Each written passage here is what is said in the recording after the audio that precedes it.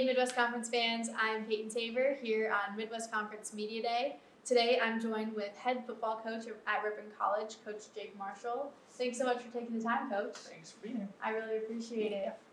So last year you guys had a standout season. You finished 9-1 overall. Can you talk to me about some of the highlights from last season? Yeah, it was a great year. We had a lot of fifth-year seniors in the program that came back with that goal in mind, and had some great games over the course of the year. Cormac Madigan, running back, was Player of the Year. Had a lot of all-conference. It was a really fun season to go through with those guys that, like I said, came back with that goal in mind. Yeah. What was your focus this off-season to help your program continue to take those steps forward this season? Yeah, certainly working hard in the off-season. Had to replace a lot of really good players, and so making sure our guys were working hard to step into those roles. Certainly recruiting as well, trying to make sure we can replacing those guys that way was really important. Yeah. Coach, who are some guys both on the offensive and defensive side of the ball that you're looking forward to kind of stepping up this year and just to continue your team's success? We've got a couple returning all-conference guys. Jared Ziebert, our quarterback, was first-team all-conference. Parker Campana, second-team receiver. We've got a running back, Connor Ramage, who kind of played a backup role last year, but we're expecting big things from him. Pretty much a mostly new offensive line, so we're excited for that. Defensively, a couple of returners. Fletcher Dallas, Jake Davies in the secondary are both really good.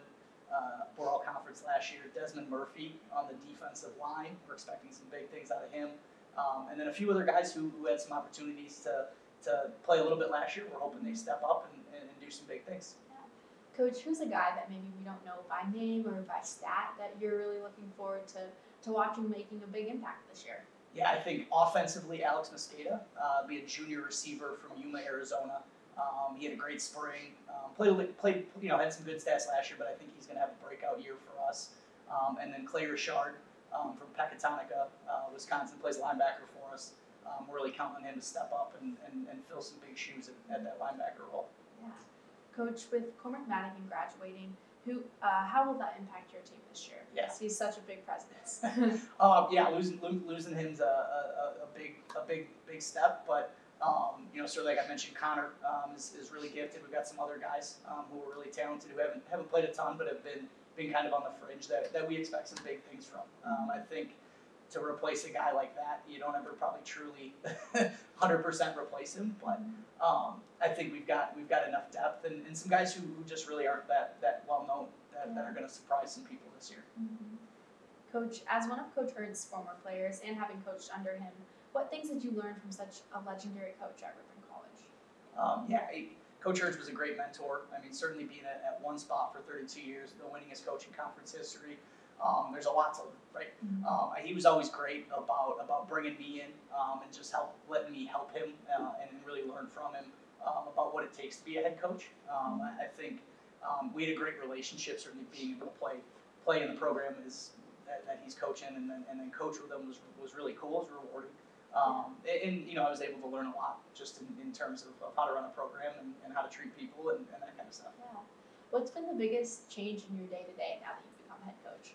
I spend a lot less time on football. Right? I got a lot of head coach stuff to do. That's most of it is just kind of the administrative side of things, a little bit more opportunity to be around campus, talking with other people and doing that kind of stuff where as an assistant, you're focused on football and recruiting. And so that's kind of the bulk of it is just dealing with that, and certainly for us right now, we're building a brand new stadium to open up this year, so that's taken up a lot of time as well, but certainly exciting stuff. Absolutely.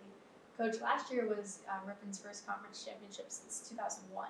What will it take to repeat? Yeah, like I said, we're going to have some guys step up and fill some of those roles. I think one of the reasons we had success last year was our guys did a great job taking it day by day and being focused on the moment, right, and not looking ahead. Certainly that's going to be a big part of it, and hopefully we can go and execute at a high level consistently, like we did last year, and find a way to get some of those close wins that we were able to last year. You talk about focusing on the moment, and since you and your guys had such a great season last year, what will it take for you guys to kind of start off this season fast? Yeah. I think one of the certainly you want to go 10-0, but one of the coming out of it benefits of going 9-1 is is our guys still really have a chip on their shoulder, right? They're still pretty upset about losing one of those games, and so that's been a nice motivating factor throughout the offseason, and we've talked about it a lot. We open against St. Norbert, who's a really big rival for us, and so we're fortunate to have that opportunity to play somebody that honestly, right, we don't really like each other, and so it's easy to get our guys motivated and hopefully off to a fast start. Absolutely. Last thing I have for you today, Coach, it's actually a question from Frank Rossi, who's the co-host of D3 Football in the Huddle. So, yeah, he's asking, Coach Ernst left you with a young roster in your first season at the helm. What did Coach E say to you about the foundation of the Ripon football team that he was leaving you to lead? And what are your expectations, not just for this year, but over the first couple seasons as you try to get the youth on your team experience to continue last year's success? Yeah, we did as a staff with Coach Ripon. We had a lot of jokes about it. He was leaving at a good time coming off of that year, but I think he was the benefit of that is we really have an opportunity to kind of put our own stamp on it and do things a little bit differently, and a lot of times that's easier when you've got a little bit of a younger roster. I think moving forward, your goal is to compete for a championship every year. Certainly at Ripon, that's the kind of the expectation, and having that long gap in between two championships was a little bit of a sore spot, for everybody on campus. But if we can kind of keep maintaining that level, keep recruiting really well, and keep showing up in those big games, I think that's really the goal for what we're trying to do over the next couple of years. Well, that's all I have for you today, Coach. I really appreciate you taking the time. Yeah, absolutely. Thanks for having me. Yeah, I wish you all the best this season. Thank you very much.